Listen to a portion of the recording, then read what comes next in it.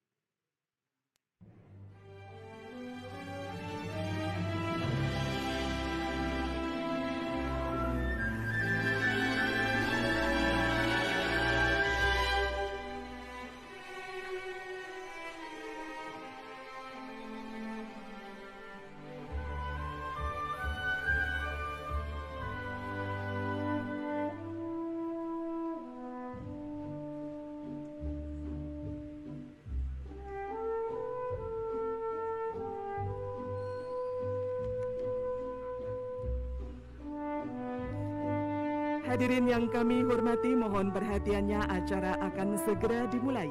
Mohon dapat mengikuti acara dengan tertib. Terima kasih.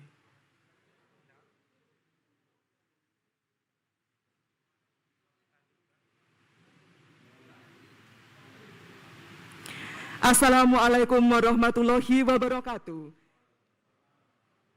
Salam sejahtera untuk kita semua. Shalom, Om Swastiastu, Namo Buddhaya, dan salam kebajikan. Yang terhormat Ketua Dewan Komisioner Otoritas Jasa Keuangan, Bapak Wimbo Santoso. Yang kami hormati Wakil Gubernur Jawa Tengah Kiai Haji Taj Yassin Maimun. Pimpinan Pondok Pesantren Tahfizul Quran LP3IA Narukan Rembang, Kiai Haji Ahmad Bahauddin Nur Salim. Wakil Ketua Dewan Komisioner Otoritas Jasa Keuangan Ibu Nur Haida. Jajaran anggota Dewan Komisioner Otoritas Jasa Keuangan, Bapak Heru Kristiana, Bapak Husen, Bapak Rizwinandi, Bapak Ahmad Hidayat, dan Bapak Tirta Segara. Para pengasuh Pondok Pesantren Tahfizul Quran LP3IA Narukan Rembang, para deputi komisioner, pejabat, dan insan OJK yang berbahagia. Selamat siang dan selamat datang pada acara ceramah dan doa kebangsaan dengan tema Merawat Persaudaraan Kebangsaan pada hari ini, Jumat 19 November 2021.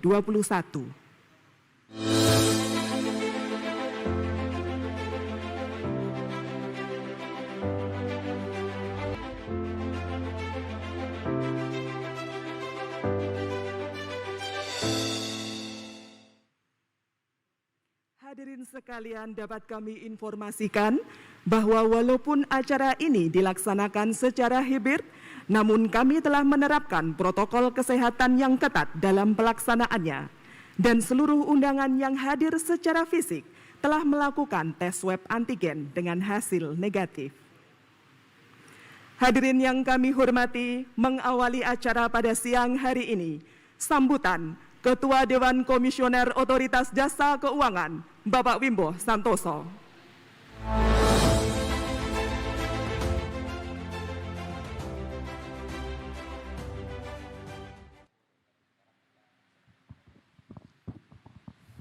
Bismillahirrahmanirrahim. Assalamualaikum warahmatullahi wabarakatuh. Alhamdulillahirabbil alamin. Sholatu wala salamu ala asrofil anbiya wal mursalin sayyidina wa maulana Muhammad wa ala alihi washabihi ajmain. Amma ba'du. Selamat siang, salam sejahtera buat kita semua. Om Swastiastu, Namo Buddhaya. Yang kami hormati dan kami banggakan Bapak Kiai Haji Ahmad Bahauddin Nur Salim, atau yang kita panggilan akrabnya dengan Gus Baha, yang pada hari ini akan memberikan pencerahan kepada kita semua sehingga kita bisa menggalang ya kebersamaan, persatuan, kesatuan warga insan OJK. Nah, Gus Baha, yang kita ini dirilai 4.000 ya seluruh pegawai OJK termasuk pejabat tingginya ya. Dan juga terima kasih ya, yang kami hormati juga Bapak Haji Taj Yassin ya, atau yang Gus Wagub ya, selaku Wakil Gubernur Provinsi Jawa Tengah, yang juga kita harapkan bisa, mudah-mudahan bisa join ya menjadi narasumber atau pembacaan doa dalam pembacaan doa. Yang kami hormati juga Ibu Nur Haida, Wakil Ketua Dewan Komisioner yang bergabung secara virtual. Selamat siang Bu Nur. Dan juga anggota Dewan Komisioner yang kita harapkan bisa join semua ini Gus Baha ya. Ya, tapi kebetulan yang bisa tergabung dalam Vikon hari ini Pak Ahmad Hidayat, ini anggota Dewan Komisioner Incat untuk Ketua Dewan Audit. Ya, jadi kita sebenarnya punya dua perwakilan dari ex officio Kementerian Keuangan Pak Suhasil, dan juga dari Bank Indonesia Pak Dodi Budi Waluyo. Ada Pak Heru Kristiana yang in charge perbankan, ada Pak Husin yang in charge pasar modal, ada Pak Risminanji in charge untuk lembaga keuangan non-bank termasuk asuransi, ada Pak Tirta Segara yang in charge edukasi masyarakat dan pelindungan konsumen. Jadi lengkap ya, insya Allah mudah-mudahan bisa tergabung dengan Vicon ya. Dan juga yang kami hormati dan kami banggakan para pengasuh Ponpes Tahfizul Quran ya, Rembang ya, diantaranya Zaimul tadi Gusumam, mana tadi sudah sempat ngobrol, sempat ketemu, dan juga beserta tokoh-tokoh pesantren lainnya yang tidak bisa kita sebut satu persatu, dan juga kita rekan-rekan dan para insan OJK yang hadir di sini. Gus Baha, kita ini kebetulan karena prokes jadi kita nggak bisa banyak-banyak ini. Ya, ini ada Pak Aman Santosa, ini Mbah Reksonya Jawa Tengah ya, dan Daerah Istimewa Yogyakarta. Jadi ini OJK wilayah Jawa Tengah dan Yogyakarta, Pak Anto Prabowo, ini sekjennya lah ya, sekjen OJK lah ya. Dan juga Pak Sarwono ini human resource, jadi pembinaan umat inilah yang bertanggung jawab. Dan ini ada Ketua Asosiasi Pegawai OJK ya, ini persatuan pegawai dia lah yang mewakili. Dan ini kebetulan kita hari ini Gus Bah, ini dalam rangka ulang tahun OJK ke-10. Jadi OJK umurnya baru 10 tahun ya, tapi udah akil balik gitu kita. Nah, udah akil balik ya. Ya, bahkan udah yang udah setengah tua kita. Nah, ini Pak Sotar. Nah, Pak Sotar ini ketua panitia. Dan ini banyak sekali ya kita rekan-rekan OJK ya.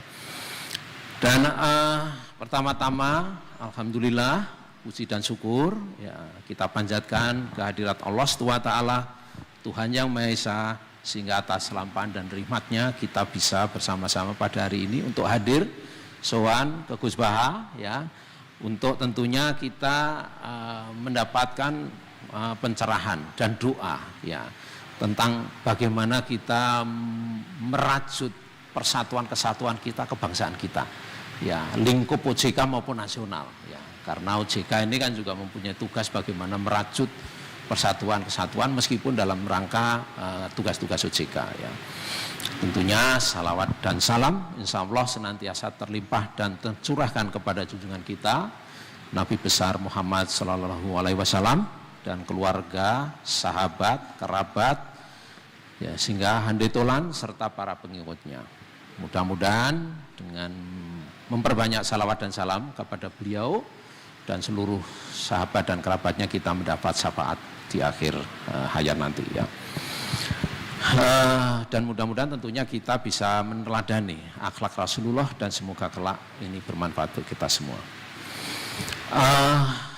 Gus Baha, Gus Wagub dan Bapak Ibu sekalian yang berbahagia ya, kita patut disyukuri Gus Baha di tengah-tengah pandemi yang tentunya kita sudah semakin meredah ya, berkat upaya keras dari kita semua bersinergi pemerintah seluruh lapisan masyarakat sehingga COVID ini sudah sedikit membaik, tapi kita tidak boleh lengah, tidak boleh jumawa, tetap harus waspada ya, sehingga pertemuan kita pun hari ini masih menggunakan prokes kesehatan ya.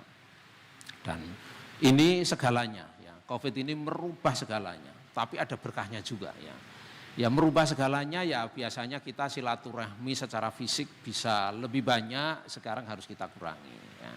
Dan juga akhirnya pasti berimbas kepada ekonomi yang tadinya bisa belanja nggak bisa belanja nih Gus ya, terbatas belanjanya ya.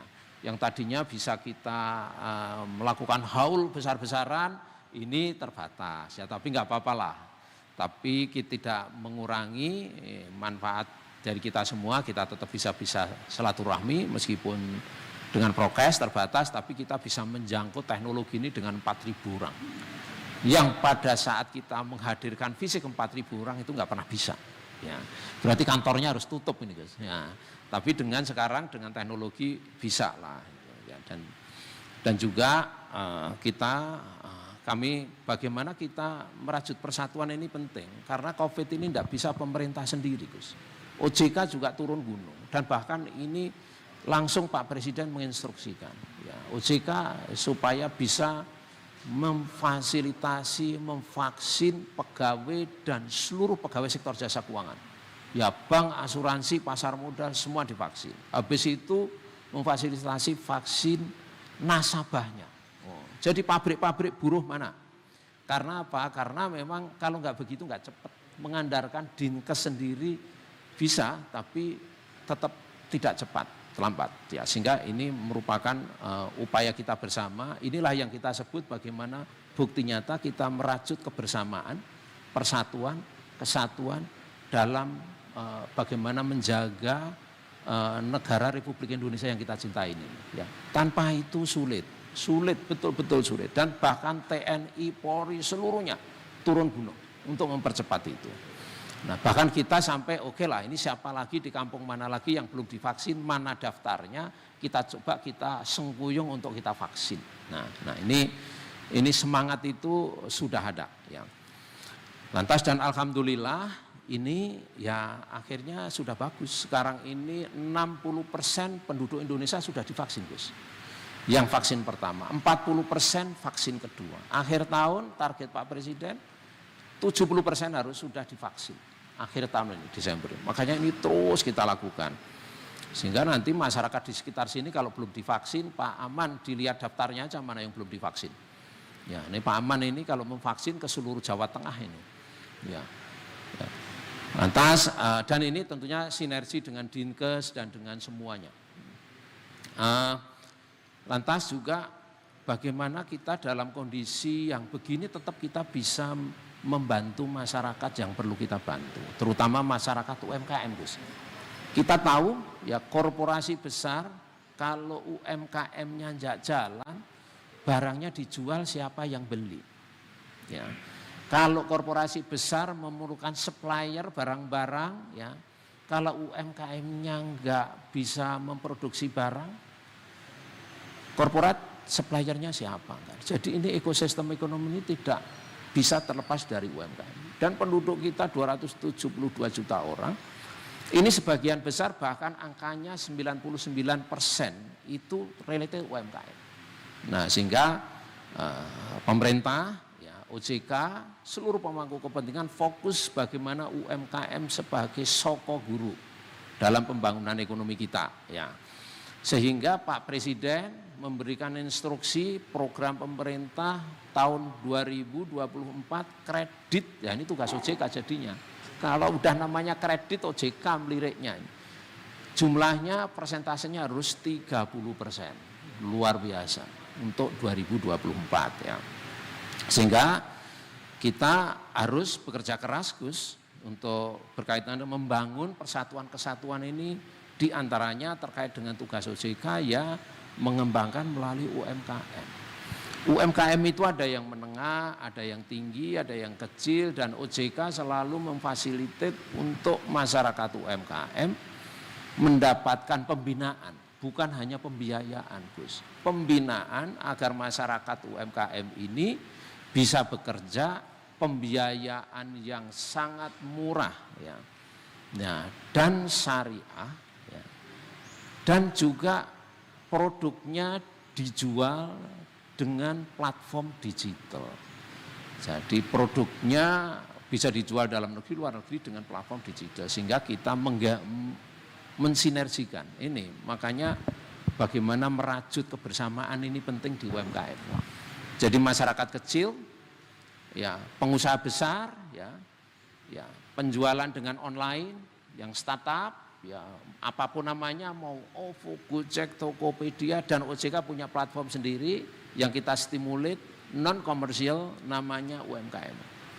Jadi dibina iya, bekerja sama dengan pemerintah setempat. Ya misalkan di sini contohnya kalau ada ibu-ibu ya siang hari nggak ada pekerjaan, gampang banget. Kita bantu mesin jahit, yang itu mesin jahit sekarang kan murah, Gus, ya. Yang kecil, teknologi tinggi, ya pembiayaannya melalui bank wakaf mikro, ya Saya rasa di sini belum ada bank wakaf mikro ini ya, belum ada. Yang ada di Rembang itu di pesantrennya Gus Mus ya. Ya dan ini kita cita ke sini itu karena Covid aja Gus, kita sudah lama pengen ke sini dan rasanya kalau nggak datang fisik nggak afdol Gus. Jadi hari ini saya hadir fisik ini diantaranya bagaimana kita nanti ke depan ini bisa membantu masyarakat di sekitar sini ya. Dan ini pembiayaannya sangat murah ya, syariah melalui bank wakaf mikro, ekuivalennya 3% setahun, 3% setahun.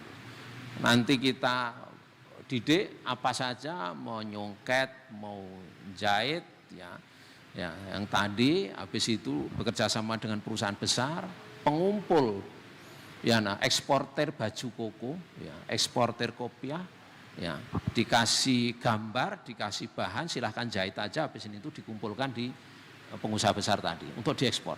Nah, dan ini semuanya komunikasinya bisa dengan teknologi. Ini sebagai contoh, tapi produknya bukan hanya itu. Nah ini sehingga UMKM pemerintah menyediakan 285 triliun dana untuk disalurkan UMKM dengan tadi yang ekuivalen net-netnya karena ada subsidi 6%, ada subsidi nya 3%, 99%, net-netnya sekitar 3%.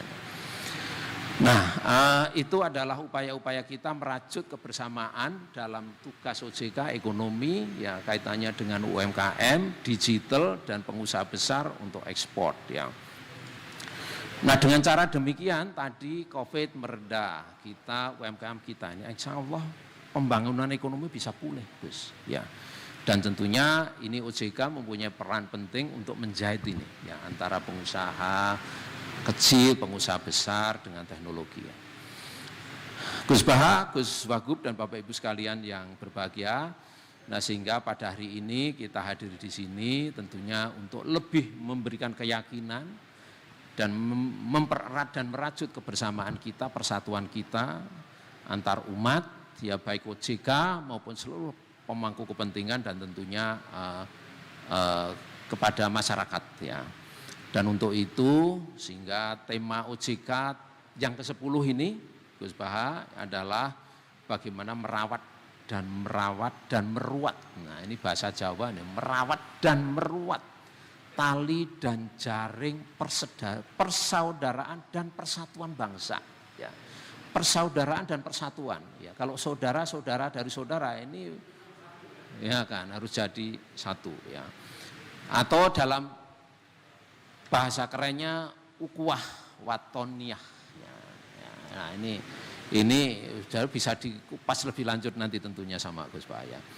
Sehingga kita mempunyai persaudaraan yang tinggi, persatuan yang tinggi, kebersamaan yang tinggi sebagai umat Allah SWT dan insya Allah kita terdorong untuk mengulurkan tangan dengan ikhlas kepada siapapun tanpa maksud yang tersembunyi. Ini penting.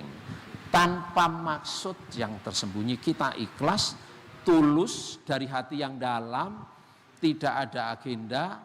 Ya apalagi masa pandemi ini semua lagi susah. Ayolah kita merajut dan meruat kebersamaan dan persaudaraan kita. Ya. Dan insya Allah dengan kita menjadi pribadi-pribadi yang menebar kebaikan, menebar keberkahan dan manfaat bagi semua. Insya Allah ya kita akan menjadi orang-orang yang disayang Allah, yang mendapat syafaatnya. Ya. Menjadi makhluk yang mulia, sebagaimana Rasulullah bersabda. Ya. Khairunas anfauhum linas. Ya, ini artinya sangat besar. Ya. Kita menjadi bahasawannya menjadi manusia yang ikhlas dan sadrah. Enggak tahu bahasa di sini. Sadrah itu bahasa Jawa yang pas lah. Jadi manusia yang sadrah ya, udah ikhlas ya.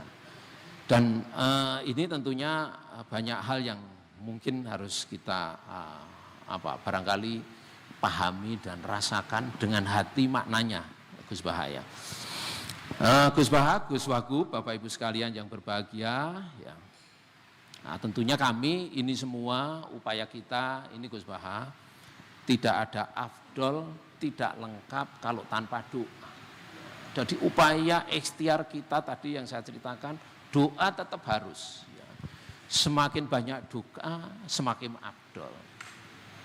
Dan doa itu akan lebih afdol kalau dilakukan pada saat yang sunyi, yang kita bisa berkomunikasi, bermunajat kepada Allah yang tidak ada gangguan apa-apa. Yang biasanya Allah SWT juga Rasulullah memberikan keteladanan kita untuk sholat malam dan juga bermunajat, berdoa. Ya, ini juga. Jadi doa adalah harus kita lakukan. Ya. Jadi untuk kesempatan ini Gus Baha, Gus Wagub, ya Bapak Ibu sekalian, kita semua bersama para tokoh lintas agama berhimpun dalam kebersamaan dalam rangka hari ulang tahun OJK ini, berzikir, bermunajat, melantunkan doa, dan juga tentu saja bersyukur kepada Allah SWT, Tuhan yang Maha Kuasa, sehingga kita diberikan jalan, dilindungi, dituntun, diberikan ridhonya, ya untuk menjadi orang-orang yang Allah SWT cintai, ya diberikan jalan yang baik dalam segala urusan dan segala tujuan kita, hidup kita di dunia dan akhirat, ya. Semoga dengan kita melakukan doa secara khusyuk dan ikhlas, ya, yang nanti insya Allah nggak tahu nanti apakah oleh Gus Baha langsung ataukah nanti nggak tahu Gus Wagub apakah ada, ya nanti monggo aja kami ngikut, ya, sehingga ini akan memberikan keyakinan kita dan keikhlasan kita, ya, sehingga nanti kita akan mendapatkan sebagaimana upaya kita yang kita harapkan tadi, mendapatkan jalan yang terbaik yang diridhoi Allah dan bermanfaat buat kita semua, ya. Dan juga tentunya kita dapat menjalankan tugas dengan baik, Gus, ya, dalam masa pandemi ini. Alhamdulillah ekonomi kita sudah bisa membaik, ya, sudah tumbuh, ya. Kita 3,51%, yang normal biasanya di atas 5, Gus.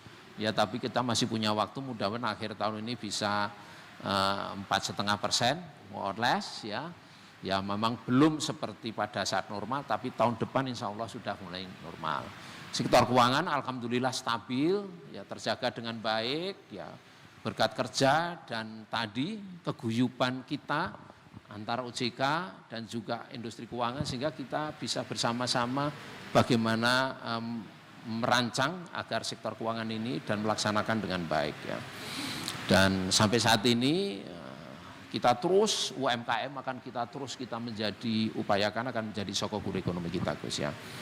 Tentunya sebelum mengakhir sambutan ini, ya kami atas nama pribadi Gus Baha, Gus Wagub, dan atas nama segenap anggota Dewan Komisioner mengucapkan matur nuwun dan apresiasi, ya, kepada Gus Baha dan Gus Wagub yang berkenan hadir bersama-sama kita di sela-sela kesibukan Gus Baha kami tahu, ya, dan untuk memberikan tausiah dan tentunya untuk memimpin doa kepada kita semua, ya, kepada Bapak Ibu sekalian yang hadir maupun yang mengikuti secara virtual, ya, dan tentunya kepada seluruh panitia kami mengucapkan apresiasi dan terima kasih atas meluangkan waktunya pada siang hari ini. Kebetulan ini juga hari Jumat, jadi hari berkah, Gus. Ya, jadi insya Allah doa kita akan insya Allah akan lebih makbul. Akhir kata, semoga ikhtiar kita dan upaya kita bersama ini mendapatkan ridho dari Allah SWT, dan tentunya kita semoga kita akan diberikan perlindungan dan diberikan ridhonya untuk menjalankan semua kegiatan kita. Amin ya rabbal alamin. Wabillahi taufiq wal hidayah. Wassalamualaikum warahmatullahi wabarakatuh. Hadirin selanjutnya, marilah kita dengarkan bersama ceramah kebangsaan dengan tema Merawat Persaudaraan Kebangsaan yang akan disampaikan oleh pimpinan Pondok Pesantren Tahfizul Quran LP3IA Narukan Rembang, Kiai Haji Ahmad Bahaudin Nur Salim.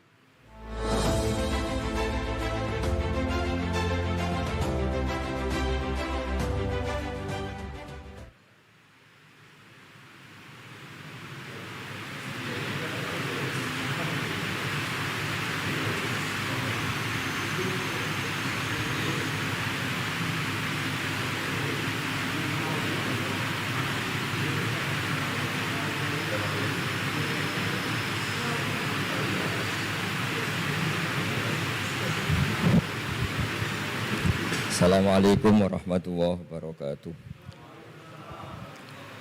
Nahmaduka ya ghafuru ya syakuru wa sholli wa sallim wa barik ala sayyidina maulana Muhammadin wa ala alihi wa sahbihi asmain nama ba'du.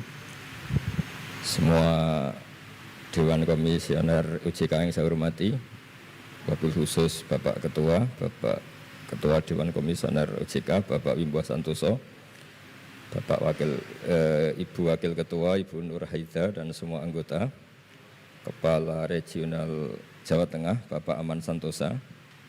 Tidak lupa teman kami, Gus kami, Kiai Haji Tas Yasin, semua teman-teman yang ikuti virtual, salam kebangsaan, salam semua.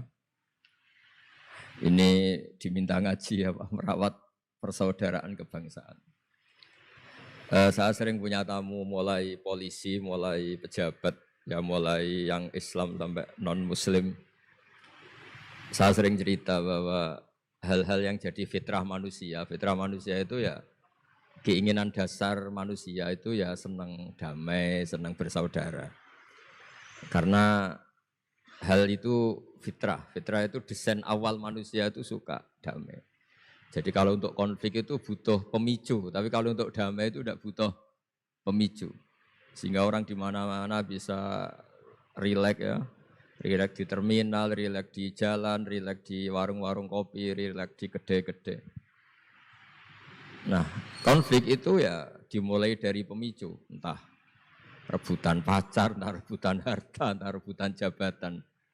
Sehingga karena ada rebutan-rebutan itu terus ada pemicu, nah itu yang melahirkan konflik. Nah, harus dicamkan, ditanamkan bahwa kepentingan berbangsa ini di atas kepentingan kita, di atas nafsu kita, di atas keserakahan kita, sehingga kita mudah damai. Itu rumusnya kiai-kiai ya. Saat tentu di sini pakai solusi yang ala kiai ya, karena tentu mereka ingin mendengar versi kiai. Kalau versi polisi mungkin ya tegakkan hukum. Kalau versi bank atau OJK ya, kalau nasabah nakal ya jangan dikasih kredit lagi. Kalau versi mertua ya, kalau mantu nakal ya dipulangkan, anaknya ditarik kembali. Jadi versi itu banyak ya. Kalau versi imigrasi ya mungkin dicabut paspornya gitu. Kalau versi kiai itu melihat dunia ini sederhana. Banyak orang-orang tasawuf, saya ini cerita tasawuf, cerita yang ringan-ringan saja. Orang tasawuf itu kalau makan itu satu piring ternyata kenyang itu. Minum satu gelas ya sudah puas ya. Terus dia cerita, ngapain saya butuh uang banyak, satu piring ya sudah cukup gitu. Kalau tidur gitu ya, tidur di satu kamar ya tidur, bangun ya sudah puas. Oh, artinya Anda punya kamar 100 ya tidurnya tetap di satu kamar. Jangan mentang-mentang punya kamar 100 dibagi 5 menitan itu. Karena eman kalau kamar yang lain nganggur gitu. Artinya kalau punya kamar 1 cukup, ngapain ingin punya kamar banyak. Jadi sebetulnya kalau kita punya rumah banyak itu nambah kebingungan karena yang sana yang rumah siapa, yang sana siapa. Ya kalau dianggap prestasi, kalau dianggap tambah bingung karena mau tidur saja di rumah mana ya, di kamar mana ya. Kalau miskin kan enak, sudah itu aja, gak ada banyak pilihan. Artinya dengan cara seperti itu sebetulnya merajut kebangsaan itu lebih mudah karena awal dari segala perpecahan, segala konflik itu mau menang sendiri. Sehingga dulu cerita-cerita orang sufi, kalau dengar itu tetangga kamu tidak cocok, partai sebelah tidak cocok, terus ormas sebelah tidak cocok, itu jawabannya lucu. Sebetulnya saya sebagai manusia kalau ada orang tidak cocok itu tersiksa, tapi bagus lah. Kalau tidak cocok itu tidak utang saya, tidak pinjam uang saya, tidak pinjam mobil saya. Sehingga jadi gampang gitu. Artinya jadi gampang itu ya orang yang baik sama kamu ya baik karena Anda punya mitra, punya teman. Yang sedang enggak seneng kamu juga baik. Di mana-mana orang pinjam uang itu gara-gara seneng, gara-gara cocok. Jadi tidak cocok ya ada berkahnya sendiri. Jadi dengan cara pandang seperti itu hidup itu rileks gitu. Nah, itu kalau teman-teman yang utang itu pasti temennya itu. Ada musuh kamu utang kamu. Jadi musuh ya punya berkah sendiri. Tapi jangan musuh yang sampai nikah, menembak itu enggak berperadaban. Suatu saat Imam Syafi'i itu pernah didatangi orang itu, ketemu beliau cium tangan hormat. Setelah di luar ternyata orang itu mencaci maki. Coro Jawa ngerasani tadi kata Pak Wimbah karena orang Solo itu ngerasani. Ketika Imam Syafi'i dilaporin orang itu di depan Anda menghormati, kalau di luar itu ngerasani itu menghina, mengata-ngatain. Jawabnya Imam Syafi'i lucu. Alhamdulillah berarti saya wibawa katanya. Di depan saya tidak berani. Dijawab enteng saja, enggak dijawab serius. Berarti saya wibawa, di depan saya buktinya enggak berani. Nah, Islam itu ngajari itu semua. Ngajarin ketika kita disenengin orang banyak itu ya poin atau aset. Karena kita harus kerjasama atau sama-sama kerja dengan banyak pihak. Tapi kalau ada orang lain yang sedang tidak senang atau tidak cocok, itu juga ada berkahnya sendiri karena dia bisa mandiri. Itu kalau mantu-mantu itu tidak tukaran sama mertuanya, itu tidak mandiri-mandiri. Disuruh mertuanya mangan ramangan kumpul, yuk tambah suwe tambah goblok itu, tambah lama tambah goblok itu. Baru gara-gara terlalu cocok kan. Kalau agak-agak tukaran, agak-agak konflik itu malah cepat mandiri. Sehingga merajut kebangsaan itu ya harus dipikir secara luas. Ada teman-teman yang mungkin nggak mau pulang kampung, maunya tetap di Belanda, di Amerika. Tapi ternyata niatnya memfasilitasi kalau ada mahasiswa yang ke sana, ada yang dijujuk gitu. Ada yang dijujuk sehingga bangsa ini bisa menimba ilmu di berbagai negara. Termasuk dulu di Mekah itu ada namanya Syekh Mukhtar. Itu semua dulu nggak ada hotel, semua orang haji pasti numpang dalamnya atau rumahnya Syekh Mukhtar. Beliau nggak pulang karena jagani semua yang haji di Indonesia biar gampang. Artinya jangan kira teman-teman yang sedang di Mekah atau di Medina atau di Eropa atau di Amerika terus anti kebangsaan, enggak juga. Ternyata mereka bisa memfasilitasi kita saat kita di sana. Wawasan kebangsaannya juga hanya menjadi fasilitator atau menjadi mediasi atau jadi sarana kalau ada teman-teman ke sana. Begitu juga para wali. Ini cerita, mungkin cerita yang enggak ada di OJK, cerita wali Pak Wimbo. Wali itu kalau disuruh mikir kredit, disuruh mikir cara bantu orang miskin itu ya enggak pati bakat gitu. Tapi komunikasinya langsung sama yang punya. Jadi alam raya ini dengan segala variannya itu milik Allah Subhanahu wa taala. Jadi kalau Anda ingin merubah lakonnya wayang, itu enggak usah ngerayu Gatot Kaca disuruh jadi Semar atau disuruh jadi Bagong, itu susah, mereka enggak mau. Pasti mempertahankan karakter masing-masing. Itu ngerayu dalangnya saja, ini lakonnya diganti gitu. Nah wali itu gitu, kalau merubah Indonesia itu ya komunikasinya sama Allah. Karena yang mengendalikan alam raya ini Allah Subhanahu wa ta'ala. Kita tidak bisa mengendalikan pikiran orang. Sering ada orang itu, ini cerita yang ringan-ringan saja, tapi barokahnya cerita ini nanti gampang merajut persaudaraan. Bapak itu, bapak saya, Kiai Haji Nur Salim, itu paling suka itu sama orang yang agak sombong. Sombong itu ya ketua RT sudah bangganya Masya Allah. Dia punya motor satu sudah kayak orang paling kaya di dunia. Punya istri yang sebetulnya ada cantik, ya dia ngira istrinya itu paling cantik di dunia. Dia agak ganteng yang merasa paling ganteng di dunia. Saya dulu ya iskal itu janggal. Kenapa sih kok seneng kancanan orang sombong? Ternyata orang sombong itu orang yang paling gampang syukur. Orang gampang syukur. Tapi kalau ketemu orang yang kelihatannya sopan, apa saya hanya RT, apa saya hanya di OJK, saya ada menteri, menteri saya ada presiden. Presiden merasanya presiden di negara ketiga, dunia ketiga, bukan presiden superpower.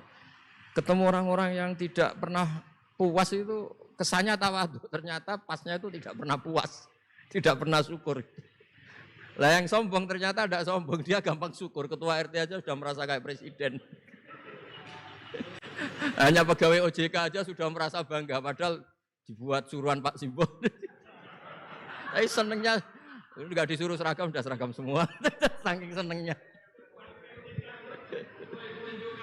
Iya, bangga banget ya, bangga banget.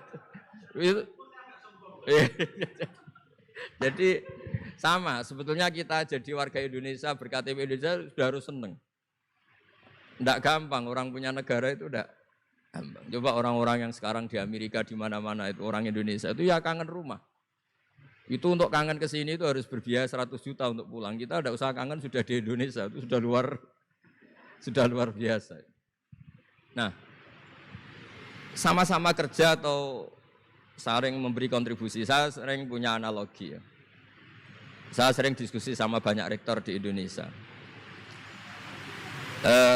bagus mana kerja sistem modern sama sistem kiai.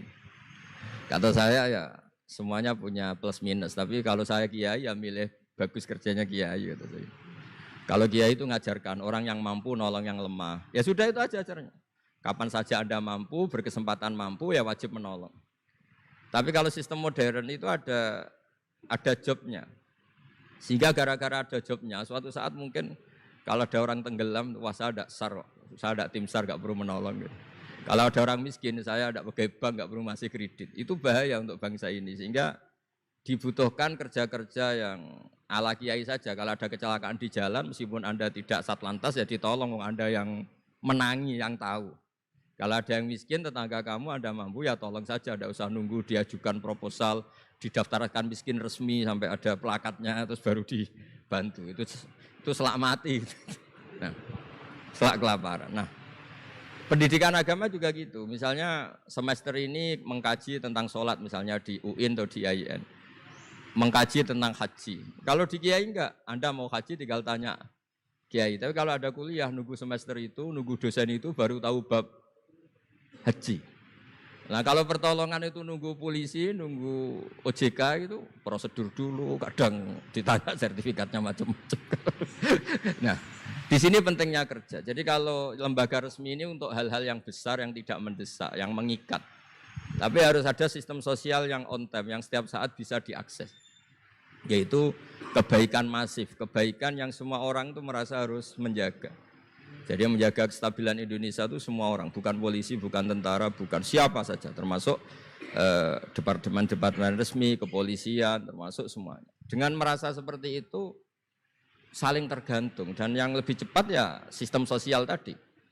Sehingga kalau sistem sosial itu ada kiai, atau ada tokoh agama lain, atau ada yang dituakan, itu relatif stabil, karena coro Jawa nak tukaran itu sungkan, kalau terlalu konflik itu sungkan. Nah sehingga dulu ada cerita, ini cerita ada seorang perempuan itu ketemu Nabi itu di jalan. Itu cara etika orang kita lah, apalagi orang Solo, orang Jogja itu kan ada etis, ketemu di jalan dicegat. Ya Rasulullah, saya ini punya bapak sudah tua, dan kalau Anda haji seperti ini pasti ingin bapak saya itu ikut, tapi beliau sudah tua sehingga tidak bisa ikut. Ini gimana, saya harus menghajikan beliau apa enggak? Sama Nabi saat itu dijawab, kalau bapak kamu punya utang, kamu yang bayar, cukup enggak? Ya cukup ya Rasulullah, ya sudah seperti itu. Artinya cukup Anda hajikan. Kemudian oleh Imam Bukhari itu dibabkan lucu, babnya itu unik. Bab boleh tanya tokoh di jalan. Jadi tidak tentang hajinya, tapi tokoh itu harus siap menjawab pertanyaan meskipun sedang di jalan. Tidak usah nunggu sowan di rumah, atau antri inden daftar tamu. Nah, itu jadi pelajaran bagi kita. Jadi kebaikan itu kita wajibkan dulu ke siapapun yang mampu dan berkesempatan. Sehingga kalau kita misalnya ketemu orang tenggelam, meskipun kita tidak pegawai SAR atau tidak yang bertugas di pantai itu, ya kalau Anda mampu, ya selamatkan. Kalau ada kebutuhan tertentu masyarakat, misalnya sakit, Anda berkemampuan minjemin mobil untuk diantar ke rumah sakit, ya kewajiban Anda, bukan nunggu dinas resmi yang mengambil. Jadi kebaikan yang diwajibkan ke dinas resmi ya monggo, kita loyal, kita dukung, kita support.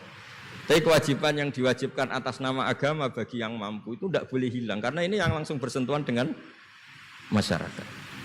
Coba kemarin pas COVID misalnya, banyak teman-teman saudara kita yang pulang kampung.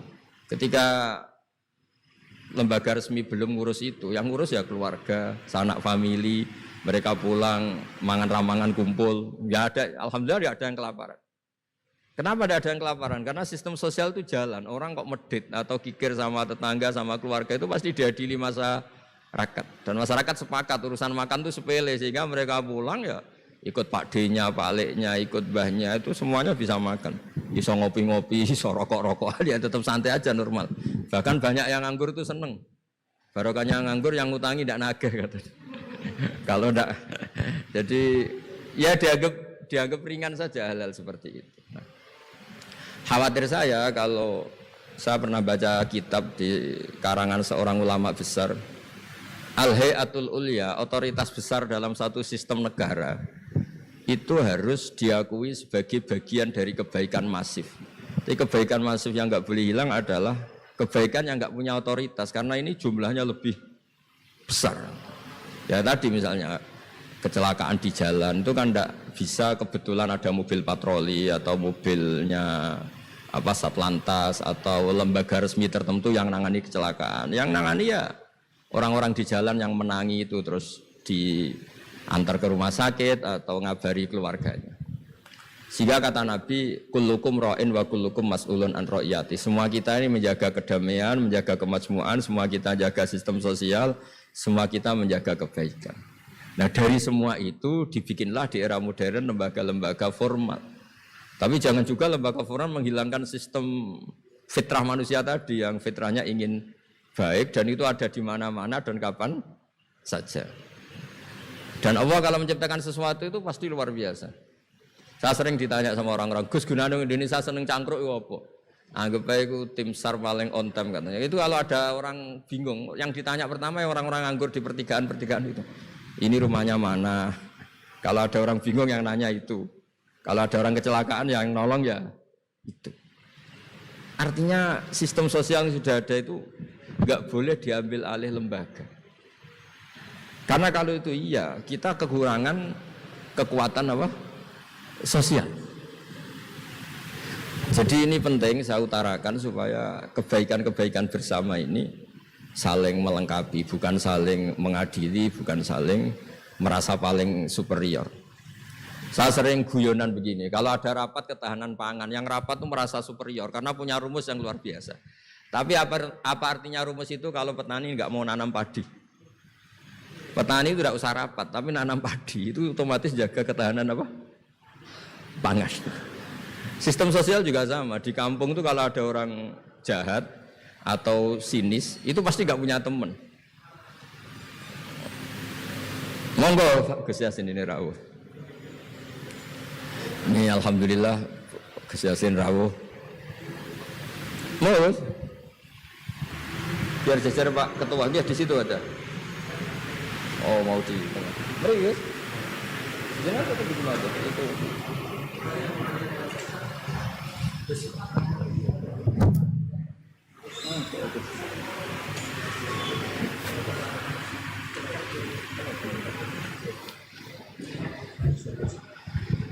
Ya saya teruskan supaya kenapa saya nyampaikan ini supaya energi sosial kita untuk menjaga kemajmukan, menjaga toleransi itu lebih masif.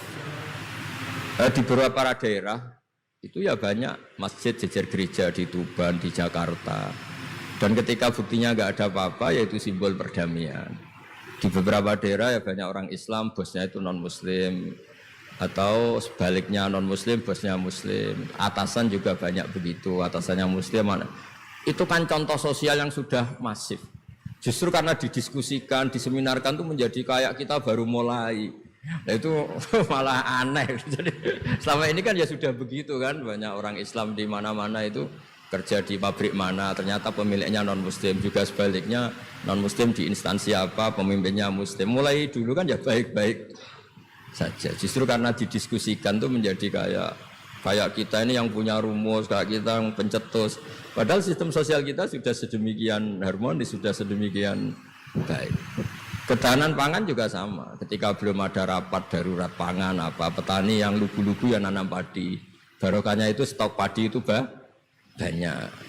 Begitu juga mereka melahirkan sistem kerja yang nggak punya ladang, kerja di yang punya ladang, dan kalau itu dizolimi atau nggak digaji, ada embargo sosial, terus tidak mau kerja di situ. Sehingga yang nggak baik juga akan baik karena dipaksa oleh sistem sosial. Jadi sebelum ditangkap polisi karena tidak baik, itu sudah diadili sosial, itu diadili hukum sosial. Nah, hal-hal seperti ini harus jadi perangkat bersama untuk menjaga kebaikan bersama. Makanya saya sering bilang sistem sosial itu segala-galanya. Di antara sistem sosial itu adalah lembaga resmi. Jangan dibalik, lembaga resmi itu menata sistem sosial. Sebelum ada lembaga resmi itu sudah ada sistem sosial. Sehingga sebelum ada negara ini, kiai-kiai atau tokoh agama yang lain ya turun rembuk untuk mengusir penjajah, untuk memberi makan tentara yang berjuang di kampung-kampung, dikasih ketela, dikasih apa saja lah yang bisa mereka bertahan hidup. Nah, ini penting diutarakan supaya semua masyarakat itu merasa bahwa mereka ikut dan harus merawat negara ini. Kullukum ra'in wa kullukum mas'ulun an ra'iyati. Semua kalian adalah penjaga dan semua kalian dimintai tanggung jawab Allah, kontribusi Anda terhadap bangsa ini, terhadap komunitas Anda, terhadap sistem sosial Anda. Sehingga kemudian terus jalan. Lah dimulainya dari mana? Kata Nabi, dimulai dari keluarga Anda. Sehingga semua orang nggak lempar tanggung jawab. Kalau anak saya miskin ya salah saya. Kalau anak saya terlantar ya salah saya. Kalau istri saya terlantar ya salah saya. Sehingga jangan karena ada sistem modern, setiap ada yang miskin menyalahkan menteri sosial misalnya. Setiap ada apa nyalahkan menteri terkait. Itu hukum seperti itu bikinan kita.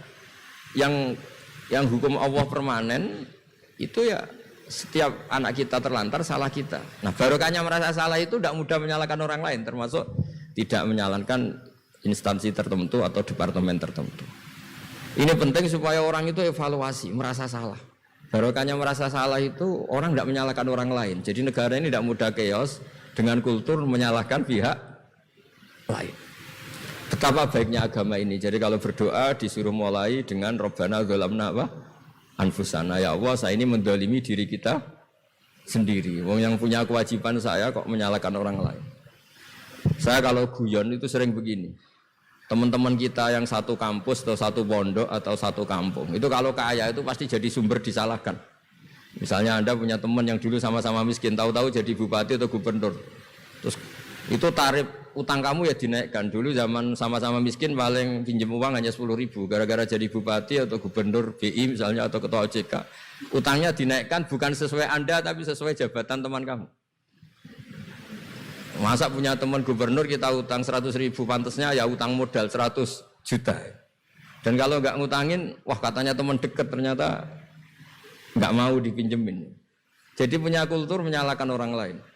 Dia SDM-nya hanya ketua RT gara-gara punya teman gubernur atau presiden atau apa. Inginnya ya lebih tinggi lagi. Jadi bukan berdasar kapasitas dia tapi kapasitas temannya. Itu juga bagian dari kesalahan yang kita ciptakan. Sehingga agama mengatur orang itu tidak boleh melebihi batas SDM-nya. Orang itu tidak boleh melebihi batas apa? SDM-nya. Kadang-kadang kita sama ketika anak kita terlantar bilang di Pak D Sugih ya ora nyafaati, punya Pak D kaya juga tidak memberi syafaat, punya teman kaya tidak memberi. Jadi tidak menyalahkan dirinya tapi menyalahkan teman atau keluarganya yang kaya. Itu juga awal bencana kemajmukan. Jadi kebanyakan nuntut. Makanya Nabi berkali-kali ngendikan ketika kamu di zaman akhir wa alika bi khosayati nafsik wada angka amrol amah. Kalau sudah ada badai apa saja, badai ekonomi, badai sosial atau badai apa saja, urusi diri kamu sendiri. Itu bukan Nabi menanamkan egois itu enggak, justru menanamkan kebersamaan. Barokahnya orang itu sibuk ngurus keluarganya sendiri, itu enggak kepikiran nyalakan orang lain. Jadi orang kadang salah tafsir itu justru seakan-akan kita diajarin untuk egois itu enggak. Berkahnya ngurus diri sendiri, ketika kita sudah terurus tidak membebani sama orang lain, dan berkahnya ngurus diri sendiri juga tidak gampang mengkomplain orang lain karena kita merasa punya kewajiban sendiri. Tapi kalau kita ini terlalu modern, orang nggak punya uang, ini tanggung jawab Menteri Keuangan, kalau miskin tanggung jawab Menteri Sosial, kalau ada jalan rusak tanggung jawab PU. Oke, secara hukum kenegaraan misalnya mereka berkewajiban tugas itu, tapi kalau itu untuk alasan menyalahkan, semangat kita menyalahkan. Dan agama itu tidak mengajari seperti itu. Agama itu mengajari Rabbana dzalamna anfusana. Ya Allah, saya ini merasa mendolimi diri sendiri. Nah dengan seperti itu enak cara hukum sosial kayak tadi. Ketika Allah menciptakan orang tidak suka kita kadang ya Allah salah saya apa kok sampai orang tidak cocok saya. Kamu lupa Allah mendesain orang tidak cocok kamu supaya ada utang kamu, tidak ganggu kamu. Barokahnya tidak cocok itu tidak minta uang kamu. Nah itu yang saya ingin ditiru. Jadi perilaku ulama-ulama besar kayak Imam Syafi'i itu kalau tadi berkali-kali saya ngomong ya Aba Abdillah, panggilannya Imam Syafi'i ya Aba Abdillah, orang itu tidak cocok kamu. ya baguslah dia merdekakan saya, dia tidak akan pinjam uang saya, tidak pinjam mobil saya, tidak akan ganggu saya, tidak cocok. Kalau dia hajatan juga tidak ngundang kamu, jadi tidak cocok itu ya barokahnya ya banyak. Nah kenapa banyak kiai tidak dimintai rembukan masyarakat padahal dituakan? Karena kalau semuanya minta rembukan kiai itu disarankan mondok semua. Padahal barokahnya negara ini ya ada yang kuliah, ada yang jadi polisi, ada yang jadi tentara. Kalau rembukan semua sama kiai disarankan mondok semua. Nanti yang jadi polisi siapa, yang jadi dokter siapa. Nah barokahnya kadang-kadang kiai ditinggalkan nggak diajak rembukan itu ya varian-varian profesi itu banyak. Kiainya juga ada harus tersinggung. Ini katanya nuakan saya apa-apa diputuskan sendiri, ada usah seperti itu ya biasa aja. Jadi kemajmukan, menjaga kemajmukan itu dimulai dari semua orang merasa berkewajiban menjaga perdamaian ini, menjaga keharmonisan ini. Tentu dimulai dari merasa wajib pada dirinya. Ini penting supaya tidak ingin menyalahkan orang lain atau terbersit menyalahkan orang lain. Terus kedua, bahagia dengan dirinya tadi. Misalnya orang yang paling miskin di Indonesia, itu ternyata tadi saya utarakan, saya punya kitab-kitab tasawuf banyak. Itu lucu-lucu dan jadi gampang hidup itu. Misalnya dia miskin makan satu piring kenyang. Kenapa saya harus korupsi? Kenapa saya harus mencuri? Wong makan satu piring juga sudah kenyang. Terus dia menghitung orang sampai kaya raya itu makannya sampai meninggal, misalnya 60 tahun, jumlahnya sama orang miskin ternyata jumlah yang dimakan yang sama, jumlah yang diminum ya sama. Terus ada pertanyaan, saya pernah digugat juga pas dalam satu acara. Tapi kalau orang kaya ingin apa saja kan kesampaian Gus, ingin beli mobil kesampaian, ingin beli pesawat kesampaian. Saya tanya, ya orang kaya inginnya tidak seperti itu. Misalnya inginnya mungkin jadi presiden, inginnya jadi gubernur, kan ada aja enggak kesampaian. Tetap aja ada enggak kesampaian. Kadang-kadang, wah enak jadi anaknya presiden, anaknya gubernur, apa saja kesampaian. Banyak juga anaknya presiden mungkin ingin anaknya jadi presiden ya enggak kesampaian. Anaknya kiai ingin anaknya jadi kiai ya enggak kesampaian. Mungkin anaknya jenderal, anaknya ingin jadi jenderal. Dan dia nyontohkannya kan, wah kalau jadi orang kaya itu enak, ingin makan di apa saja kesampaian. Masa orang kaya seleranya hanya ingin apa? Makan. Artinya ada saja yang enggak sama. Misalnya orang jadi raja Arab Saudi, ada aja enggak kesampaian. Mungkin bayangkannya ya tidak ada yang demo, tidak ada yang komplain, semua anak yang diinginkan putra mahkota jadi ya tidak gampang kesampaian. Nah, kemudian dia berpikir lagi. Saya ulang lagi ya, dia berpikir lagi si orang miskin tadi. Misalnya dia ke hutan atau ke gunung, wah enak jadi bupati, gubernur, apa-apa difasilitasi negara. Terus dia mikir, tapi mereka punya atasan. Ditegur atasannya takut, diatur atasannya takut. Kok enak saya nggak punya apa? Atasan. Tapi intinya itu bagi saya semua itu harus dikawal oleh hukum. Jadi melakukan perintah Allah itu nikmat. Sehingga Anda misalnya ketua OJK atau gubernur atau wakil gubernur atau kiai, nikmat tertinggi itu karena melakukan perintahnya Allah Subhanahu wa taala. Kita disuruh jaga Indonesia, disuruh jaga keluarga. Kalau nikmatnya itu subjektif sepihak, kita puas kalau ingin seperti yang kita inginkan. Itu enggak akan ada puasnya karena nafsu kita itu kalau guyonan orang-orang tasawuf, kamu dikasih dunia seisinya dan lipatannya, tamak kamu atau keinginan kamu itu tidak akan tercapaikan, tidak akan terpuaskan. Karena manusia itu ya sudah nggak ada batasannya. Makanya kalau guyonnya dulu kan ada orang tirakat, kalau megang apa saja jadi emas. Dia bayangkan jadi kaya, jadi top. Ternyata pertama dia megang saka rumahnya, tiang rumahnya jadi emas. Habis itu megang apa lagi jadi emas. Lama-lama megang nasi jadi emas, megang minum jadi emas. Akhirnya dia nggak bisa makan karena dia ingin semua yang dipegang jadi emas. Pas kecapean megang-megang dia ingin makan, yang dipegang juga jadi emas. Ya akhirnya kan jadi bingung gitu karena nggak kesampaian kan. Dia kesampaiannya jadi emas, ternyata kebutuhan dasar dia ingin makan malah nggak kesampaian karena yang dipegang jadi emas. Jadi itu kan contoh. Sejahtera juga sama. Anda bayangkan misalnya Kalau punya mobil, punya uang tabungan, punya apa, semuanya kesampaian enak itu. Semua yang kamu inginkan kesampaian itu enak. Ukuran enak dengan banyak bergantung. Dengan tidak banyak bergantung itu ilmiah mana? Misalnya gini, saya ini bahagia cukup dengan makan satu piring. Anda bahagia nunggu punya Alphard, punya uang 1 miliar. Lu menggantungkan kebahagiaan dengan banyak sesuatu yang Anda belum miliki itu sudah satu kebodohan kalau orang tasawuf. Cek repot ya, tapi bahagia kok kakean syarat ya. Makanya saya sering bilang, kalau saya berkali-kali cerita ada orang perempuan datang ke saya, Gus saya ingin kaya. Kebetulan orangnya itu jelek. Saya bilang, kalau kaya yang repot kamu. Kenapa Gus? Setelah suami kamu kaya, sekarang suami kamu kan miskin. Pertama yang dievaluasi apa? Ganti rumah, ganti mobil. Lama-lama ganti Anda, kata saya. Karena setelah rumahnya bagus, mobilnya bagus, yang dievaluasi pasti Anda, katanya. Wah, kalau gitu miskin aja Gus. Iya kan, sudah rumah bagus, mobil bagus, ternyata istrinya. Nanti kalau suami kamu kaya, yang dievaluasi tidak hanya mobil dan rumah, tapi Anda, katanya. Nah, maksudnya ini ya guyon, tapi supaya kita ini bahagia dengan diri kita apa? Sendiri. Jadi saya mohon semohon-mohonnya semua yang mendengar ngaji ini, bahwa agama ini mengajarkan wa'alika bi khossati nafsik. Urus diri kamu sendiri itu bukan mengajari egois, itu bukan.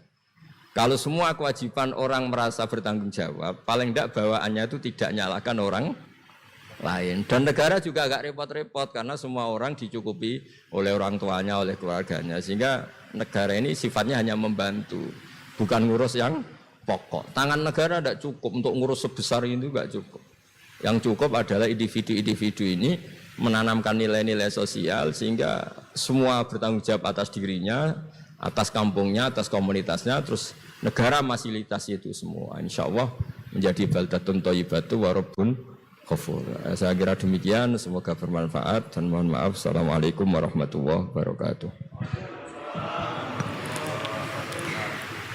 Hadirin yang berbahagia, selanjutnya dialog yang akan langsung dipandu oleh Ketua Dewan Komisioner Otoritas Jasa Keuangan Bapak Wimbo Santoso.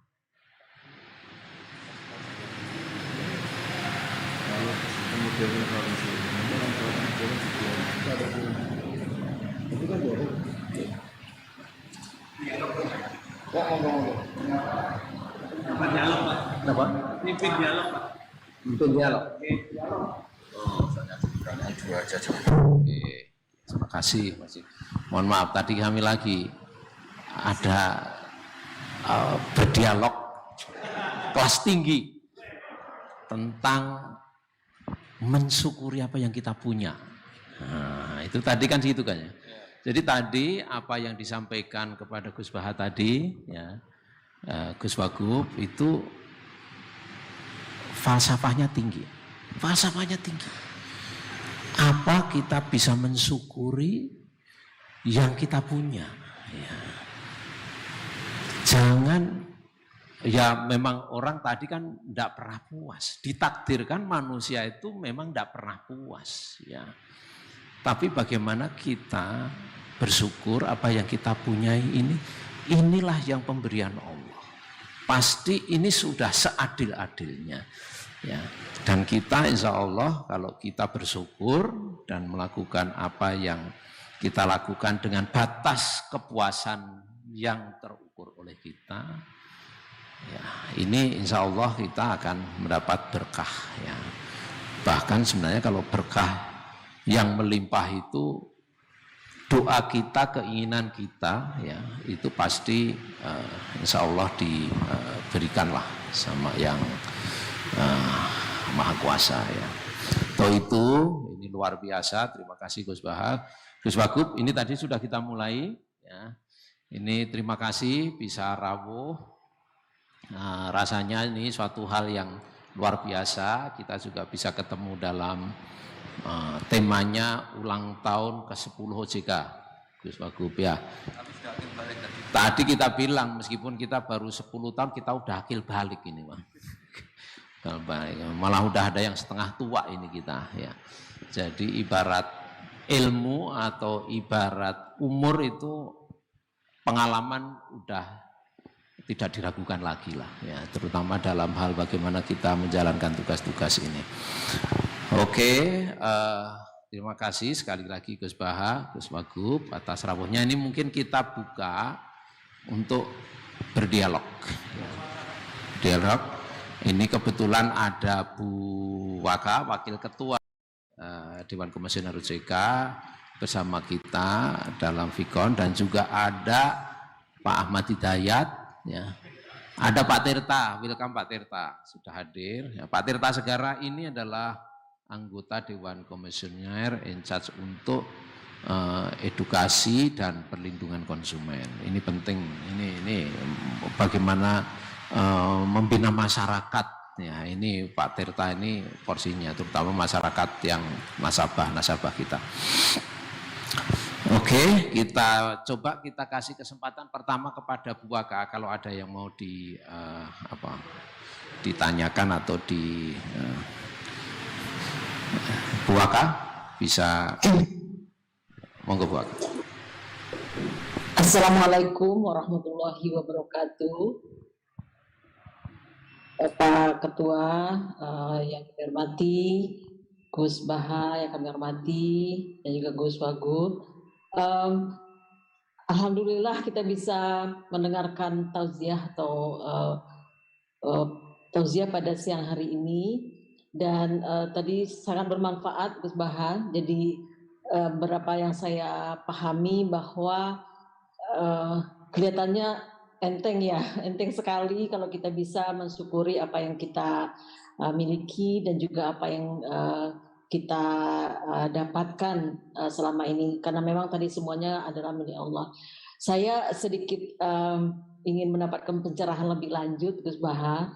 Pertama tadi Gus Baha juga mengatakan bahwa masing-masing itu ada porsinya lah katakan ya. Jadi dari kiai juga, bapak para kiai juga ada porsinya ya untuk di masyarakat. Dan kemudian ada juga bagian katakanlah pemerintah atau kita yang bekerja di pemerintahan juga ada perannya, fungsinya untuk bangsa kita ataupun untuk kehidupan kita di dunia.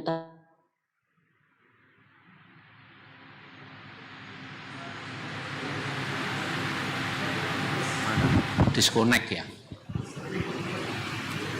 disconnect. Oke. Mana ada yang bisa info? Atau kalau coba sambil menunggu Bu Waka, ada Pak Ahmad Hidayat bersama kita, bisa connect nggak kalau Pak Ahmad Hidayat atau Pak Tirta? Oh ternyata disconnect semua ini. Waduh ini.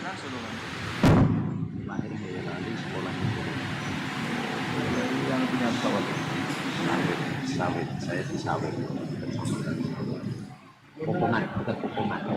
Apa kalau jadi Mansur? Oh, Popongan. Anaknya di Salman. Di Popongan kan kayak Mansur. Oh, Itu apa nih anak? jadi hanya kalau letak kali, yang Popongan nor kali, lagi ya. Popongan kan pondok torek kan. Jadi Mansur di Salman, Jalur Ramadhan.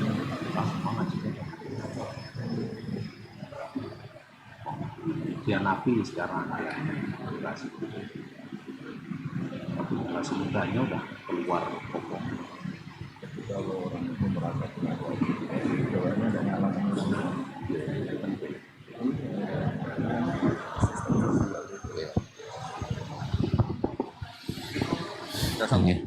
Udah nyambung belum? Signalnya drop. Oh ya udah, drop. Semuanya drop. Oh ya udah. Kita skors atau kita dialog di antara kita aja. Di antara kita, ayo siapa ini dulu? Ya, Pak Sarwono, Pak Anto, Pak Anung, Pak Aman, ayo. Yang nggak takabur tapi syukur. Nah, ayo. Silakan, siapa dulu? Panu, ini Ketua Asosiasi Persatuan Pegawai OJK. Terima kasih Silakan, Panu. Pak Ketua, Gus Baha dan Gus Wagub. Senang sekali saya diajak Pak Ketua di sini, Pak Gus Baha. Saya ini diamanatkan sebagai Ketua Ikatan Pegawai atau istilah populernya Ketua Serikat Buruh, Gus Baha. Serikat Buruh Berdasi ceritanya. Nah, memang ya Gus, setelah masuk di mengemban amanat ini, kita juga baru paham betapa kompleksnya memanage teman-teman sendiri dengan berbagai kepentingan, keinginan, ambisi, passion dan seterusnya. Kita juga di sisi lain kita juga paham mengenai kebijakan-kebijakan lembaga yang dikomandani Pak Ketua, ada Pak Anto, Pak Sarwono itu yang mengurus SDM. Memang dari segi berbagai kebijakan itu kadang-kadang hanya memuaskan yang lebih sedikit, ya Gus Bahaya. Tetapi ekspektasi teman-teman itu kan juga tinggi. Karena ketika berkarir itu yang ingin dicapai banyak. Tadi kalau semuanya punya pemahaman seperti filosofi kiai tadi ya, mungkin semuanya bahagia dan OJK itu mungkin tidak perlu ada promosi, gitu ya. Dan ringan semuanya. Tetapi ternyata tidak. Masing-masing pegawai juga punya kepentingan, punya passion, punya ekspektasi. Pimpinan kita masing-masing juga punya passion, punya keinginan, punya ekspektasi yang kadang-kadang lebih kepada ego sektoral masing-masing. Nah, Gus, tugas saya pribadi karena saya ingin menjembatani itu juga, sementara diri saya juga punya passion juga. Bagaimana caranya kita memanage lebih kepada diri saya, Gus, untuk bisa menjembatani di antara mengkomunikasikan di antara pimpinan dan juga pegawai supaya lebih amanah tanpa didasari, saya sudah berusaha Gus Bahaya, tetapi cara terbaik seperti apa ini untuk diri saya ataupun nanti teman-teman yang juga menjadi pimpinan seperti Pak Aman ini juga mengomandani pangkowilhan kata Pak Ketua tadi ya.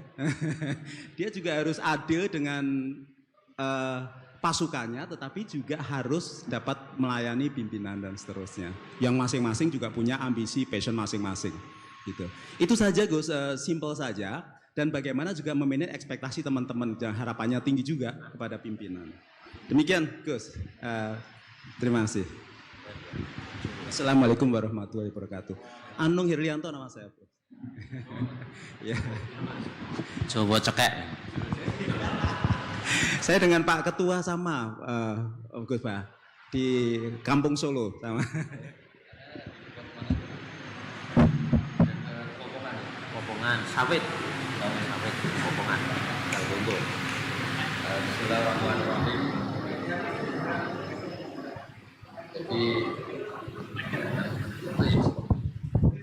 Jadi ngelola manusia ya, bukan sekedar ngelola anggota atau ngelola jamaah, memang ngelola manusia, bukan. Itu ya harus tabah, sehingga dibutuhkan undang-undang, aturan tuh karena kalau selera itu kalau saya tentu cerita di Khazanah Kiai. Kalau Khazanah Kiai itu ada kata-kata gini. Ridhon nas ghayatun la tudrak. Kamu nyari semua orang puas itu sesuatu yang muhal, yang enggak mungkin. Itu di situ diceritakan Luqman Al-Hakim itu orang paling bijak. Itu aja putus asa untuk memuaskan banyak orang. Beliau ngajari anaknya diberi langsung. Beliau naik keledai itu atau naik kuda, dituntun anaknya lewat pasar. Kata orang-orang itu, orang tua agak tahu diri, enak-enak naik kuda, anaknya yang nuntun itu. Akhirnya anaknya disuruh naik, dia yang nuntun. Itu anak agak sopan, yang tua nuntun, yang muda naik. Akhirnya ya sudah anak dua-duanya naik. Ini orang enggak bener semua, ini keledai satu dinaikin orang dua. Nah terakhir sama-sama nuntun, ini orang aneh, keledai satu dituntun orang dua. Nah ngelola manusia ya gitu. Kalau kamu ajarin qanaah, nanti neriman ing pandum, katanya enggak mobil, enggak dinamis. Kalau kamu ajak dinamis, katanya enggak qanaah. Itu kan jadi ribet. Ya makanya terus dibutuhkan aturan bersama, yaitu yang disebut undang-undang atau pelaturan. Karena kalau selera manusia itu ya sudah seperti itu. Jadi ada batas lah, di mana manusia itu ya maksimalnya disenengin itu ya hanya sesuai aturan, bukan disenengin anak buah atau anggota, karena mereka ya nyuwun sewu punya ambisi, punya ekspektasi, punya macam-macam lah, dan tidak mudah itu loh. Tapi barokahnya lagi-lagi saya tadi bilang, untungnya Islam itu menjamin, semua agama menjamin, semua kebaikan itu ada pahalanya, termasuk pahala baik. Kalau nggak bisa baik, pahala nyabari orang. Nyabari orang itu ya nyabari di komplain orang. Misalnya gini, andai kan saya itu jadi orang paling cerdas di kampung atau orang paling baik di kampung, itu sebaiknya menurut saya tidak semua orang minta pendapat saya itu tambah bagus, karena mereka latihan mandiri untuk menyelesaikan dirinya sendiri. Jangan karena kamu merasa pimpinan, semua orang sebaiknya konsultasi pada Anda. Ini jadi goblok semua, karena memutuskan hal sepele saja tanya pimpinan, apa petunjuk pimpinan. Ya kalau minta saran dengan makna yang positif, minta saran ternyata maknanya itu supaya nyun sewu jadi KKN-nya, jadi kroninya kan sama. Minta saran kiai itu kadang ya niatnya baik, kadang ya kurang baik. Kurang baiknya gini, kalau kapan-kapan salah, pokoknya kanut kiai, terus kiainya yang dimintai tanggung jawab. Itu kan jadi repot. Itu kan seperti pertanyaan gini. Jadi ini cerita aja, cerita. Kalau kamu jadi orang hebat, itu sebaiknya kalau diundang di kampung terbelakang itu datang enggak. Misalnya bupati baik enggak sering datang di kampung, atau kiai besar boleh baik enggak sering datang ke desa-desa tertinggal. Banyak orang jawab baik, menunjukkan tawaduk merakyat. Tapi banyak juga yang menjawab kurang baik. Yang mestinya camat itu jadi lakon, jadi aktor di kampung-kampung, gara-gara bupatinya datang, camatnya dilalui saja. Kiai besar kalau diundang musola-musola kecil datang, jatah kiai kecilnya hilang karena kiai besarnya datang. Iya kan, kalau supermarket bisa di kampung-kampung kan, toko-toko kelontong kan kalah kan. Nah berarti gimana?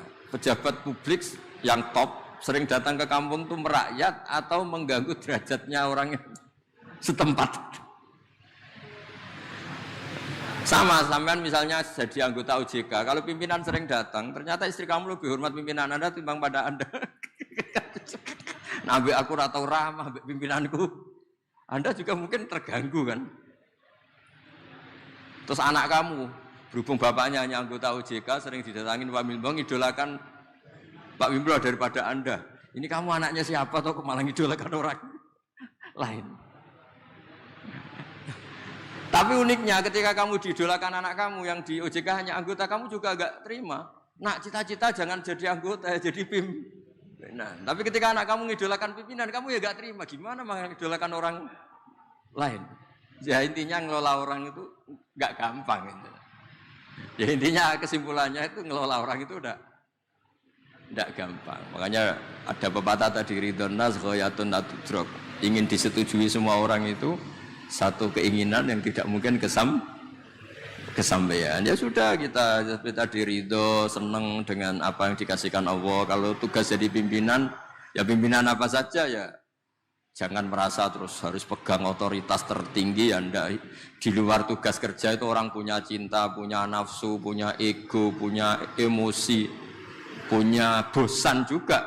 Ketika Anda bikin merasa anggota kamu datang rutin di kantor, jangan kira mereka pegawai yang baik. Jangan-jangan mereka itu nganggap ini rutinitas yang membosankan. Diam-diam sudah ngelamar pekerjaan lain, gayanya masih ngatur tapi ya artinya ya khusnudzon itu ya baik, cuma ya jangan terus tidak ilmiah. Ya itu kan kita tidak pernah tahu. Ada orang konsultasi sama Anda. Ini cerita tentang Rasulullah. Ada suami istri sedang berkelahi, sedang nggak cocok itu. Matur, ya Rasulullah suami saya itu gini-gini. Gang sebentar istrinya datang, ya Rasulullah suami saya gini-gini. Jawabnya Nabi itu unik. Jangan-jangan setelah saya ikut campur, ternyata nanti malam atau kapan-kapan Anda tidur bareng lagi atau hubungan intim lagi. Jadi ternyata kadang konsultasi sama Nabi atau sama Kiai itu ingin kalau menyalahkan suaminya punya justifikasi, punya argumentasi, punya backing, yaitu kata Nabi aja kamu suami nggak bener. Nanti suaminya kalau Nabi ikut campur, kata Nabi aja kamu istri yang nggak benar. Makanya Nabi tidak ngendikan papa, hanya ngendikan coro John aku melok-melok jebule ke rukun meneh. Misalnya saya jenengan lapor nang Pak Wimbo, lapor gini-gini saya komentar. Oh dasar wong Solo gitu. Nah ternyata jenengan rukun lagi terus cerita, Pak kata Gus Bak jenengan itu begini kan saya yang berabe. Artinya gini, kalau Anda dituakan, tidak semua orang konsultasi itu harus kamu jawab. Karena tadi yang tahu peta hati manusia itu siapa? Nah itu rahasianya kenapa kiai kalau dilapuri orang konflik mau guya-guyu itu bukan oh kiai takut ira jelas, itu ada ilmunya, guya-guyu gak jelas. Karena semakin jelas itu tidak baik, karena tadi setelah kita ikut campur, misalnya tadi jangan lapor ini, oh memang ketua kamu tidak benar. Suatu saat kamu rukun, terus cerita omongan saya yang berapa kan saya. Ya kata Nabi, la alaka antudo jiaha. Jangan-jangan kamu setelah lapor ini kamu mesra lagi, saya yang kena. Kata Nabi, kan Nabi hanya tertawa aja, hanya senyum. Nah, itu termasuk ya saya mohon, semua pimpinan punya kearifan. Tadi kata Pak Wimbo ingin niru Rasulullah SAW, punya kearifan untuk ngelola konflik, ngelola manusia. Mereka beri hak lah, meskipun di kantor anggota kita, dia sebagai manusia itu manusia merdeka. Ya diberi hak untuk kreasi, untuk apa. Ya saya kira demikian.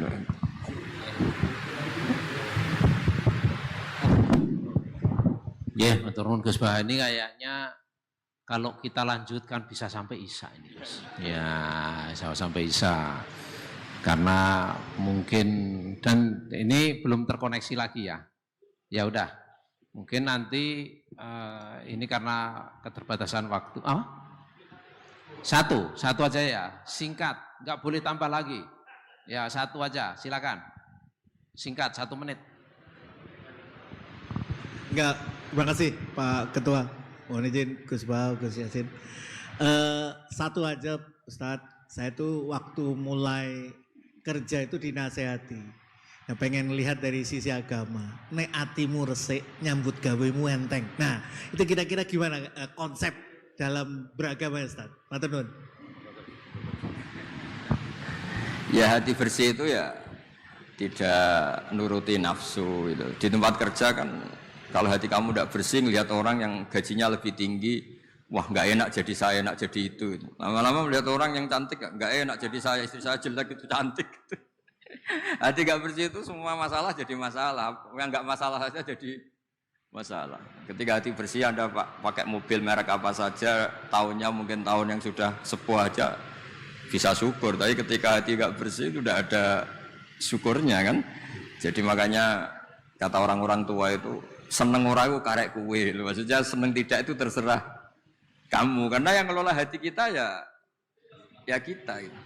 Makanya teman saya haji itu kalau cerita itu lucu. Pagi-pagi Pak Wimbo itu ada istri bikinkan teh suaminya. Terus kata teman saya, oh, itu istri orang itu baik, bikin teh untuk suaminya. Terus kata istrinya dia, gimana tukeran?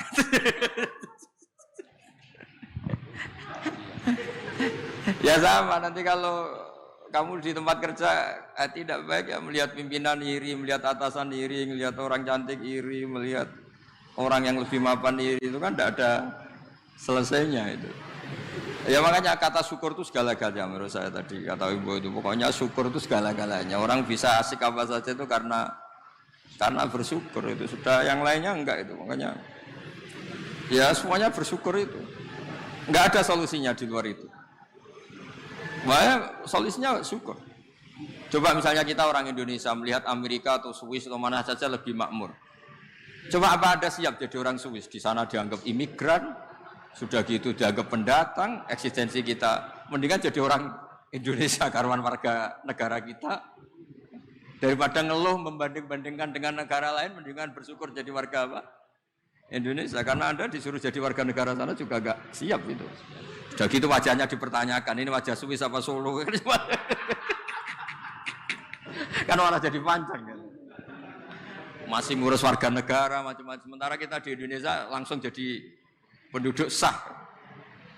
Semuanya kata kuncinya itu syukur tadi. Hati resik itu ya maknanya syukur itu. Ya, saya kira. Jadi tadi luar biasa filosofinya ya. Tadi hati resik, bersyukur, ya, sadrah. Ya. Kalau kita menginginkan sesuatu yang di luar kodrat ibaratnya. Di luar kodrat itu mau ngomong orang Suwes yang warnanya coklat atau gimana bisa ngomong orang Suwes. Ya. Nah, ketitiran nanti di sana malah sakit. Ya. Ketitiran ini kademen. Ya. Kademen orang Swiss mungkin pakai baju biasa, kita harus double kan, jadi enggak ini. Karena memang DNA kita itu memang enggak cocok untuk musim dingin. Gitu. Jadi ini luar biasa. Tadi kami bisik-bisik, ini tadi kami lagi kira-kira anunya kok cocok, ini gurunya siapa sampean dulu gitu. Jadi, tapi nanti bisa kita, saya bilang, saya itu mazhab saya Popongan tadi bilang gitu kan. Saya memang lahir di daerah situ, belajar dari situ. Nah, pasti ada hubungannya itu nanti ujungnya. Tapi nanti biarlah kan ini berdua ini rundingan. Ya, tapi kayaknya ada gitu loh. Saya itu kampung saya memang dekat Popongan situ, yang kalau di ujung-ujungnya pasti ada lah ya. Ya kemarin kita kebetulan ke Mangkuyudan kah? Yaitu sama-sama ke Gontor pernah kita. Rupanya ada hubungannya itu. Iya, Gontor dari Tegalsari. Iya, Tegalsari ya. Terus habis itu kita kemarin di Jombang itu loh.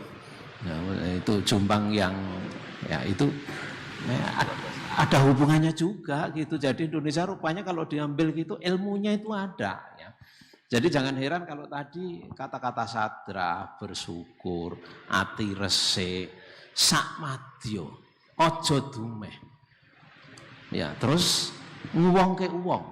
Nah, nek wong maling ya aja dibilang, kamu maling ya marah no. Nggih toh? Aja ya udahlah, wis ada urusane nek wong itu maling aja dikata-katain maling ya nesu no. Iya kan?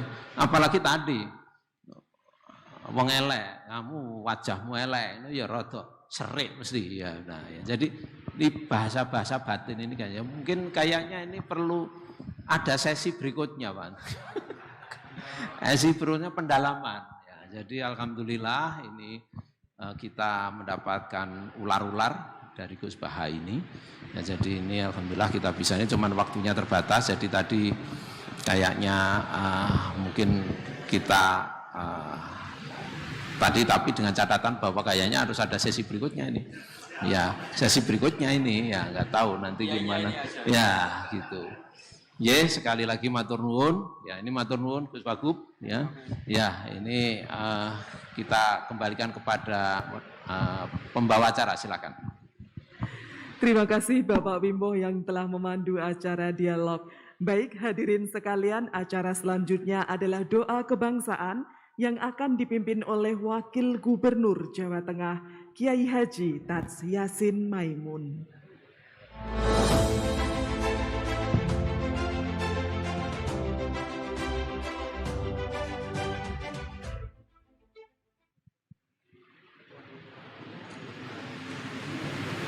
Bismillahirrahmanirrahim.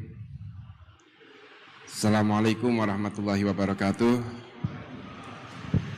Terima kasih Pak Wimbo, Ketua OJK dan seluruh jajarannya, Gus Baha, atas tempatnya. Ini menarik ketika biasanya Kiai itu diundang untuk datang ke kantor, saat ini enggak, Kiai itu diundang ya Anda yang datang. Itu menunjukkan bahwa sinkronisasi Al-Quran dengan lembaga, kementerian, dan negara itu sudah sinkron. Yang sering saya sampaikan bahwa tahapannya itu Allah, Muhammad, Nabi, baru pemerintah. Jadi kalau pemerintah itu ngundang ya harus datang. Jadi udah tepat lah. Jadi memposisikan kita sebagai umarok, sebagai pegawai negara, termasuk OJK ini pegawai negara, kalau ngundang kiai ya harusnya yang datang bukan kiainya. Itu sudah pas.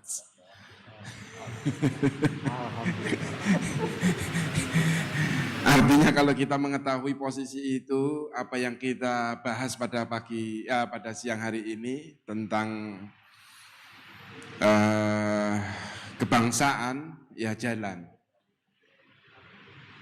Jadi kita kalau mau mengetahui posisinya itu akan jalan. Begitu juga tadi yang disampaikan Gus Bahak, sebenarnya sapas itu. Jadi siapa yang salah?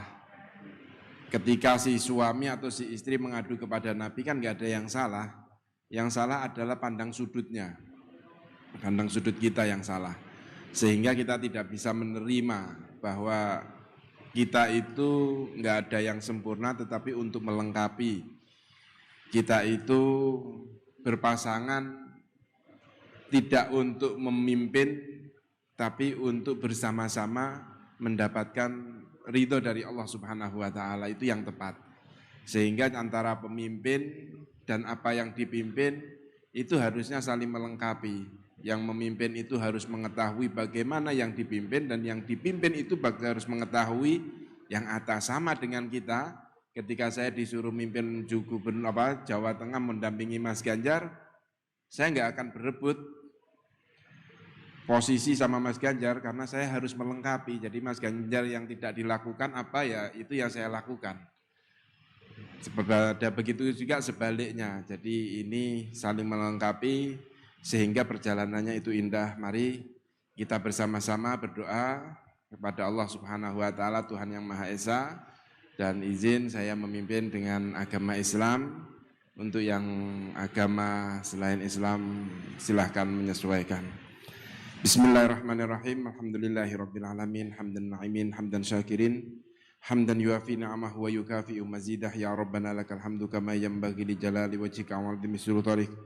Allahumma shalli ala sayyidina Muhammadin salatan tamla'u khazainallahi nura wa takunu lana walil mu'minina farajan wa farahan wa surura wa ala alihi wa sahbihi wa sallim tasliman katsira. Allahumma nas'aluka ya ilahana an taj'al hadzal balad Indonesia khasaya wa aminan mutma'innan wa sa'ira biladil muslimin. Allahumma wafiq ya ilahana qa'idana ya Allah lima tuhibbu wa tarda. Allahumma ba'ad ya Allah anna al-munafiqin waj'al kaidahum ya Allah fi nuhurihim. Allahumma ij'al tadbirahum tadmiruhum ya Allah. Allahumma ya Allah, Allahumma ahmal Indonesia ya Allah, wa nusami ya Allah qaidul urdun ya idul Indonesia ya Allah min kulli su'.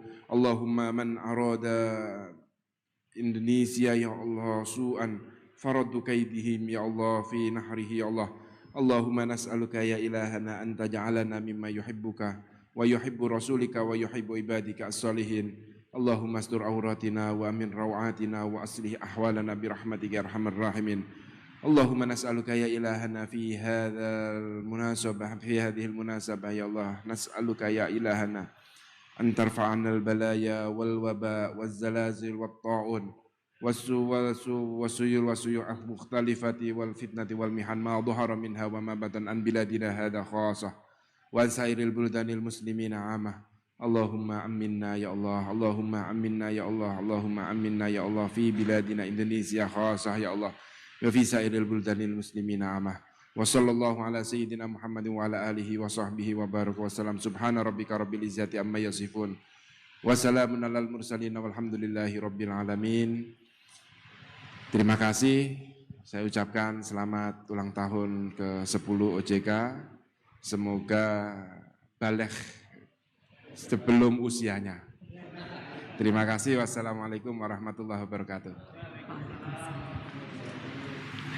Hadirin yang kami hormati, dengan berakhirnya doa kebangsaan, maka berakhir pula seluruh rangkaian acara pada hari ini. Terima kasih atas kehadiran dan partisipasinya. Semoga doa kita didengar oleh Allah Subhanahu wa Ta'ala, Tuhan yang Maha Esa.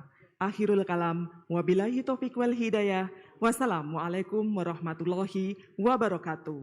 Selamat siang, shalom, om santi santi santi om, namo buddhaya dan salam kebajikan.